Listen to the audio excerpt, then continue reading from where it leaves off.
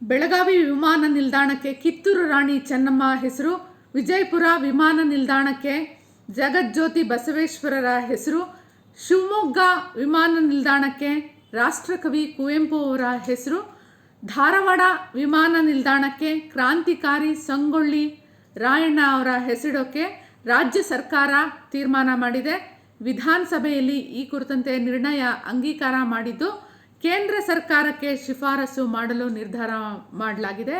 ಇತ್ತೀಚೆಗೆ ಶಿವಮೊಗ್ಗದಲ್ಲಿ ವಿಮಾನ ನಿಲ್ದಾಣವನ್ನು ಉದ್ಘಾಟನೆ ಮಾಡಿದ್ದವರು ನರೇಂದ್ರ ಮೋದಿ ಅವರು.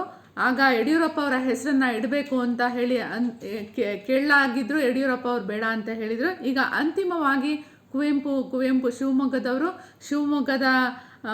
ಶಿವಮೊಗ್ಗದಿಂದ ಬಂದ ಅವರ ಹೆಸರನ್ನು ಇಡಲಿಕ್ಕೆ ರಾಜ್ಯ ಸರ್ಕಾರ ತೀರ್ಮಾನ ಮಾಡಿದೆ.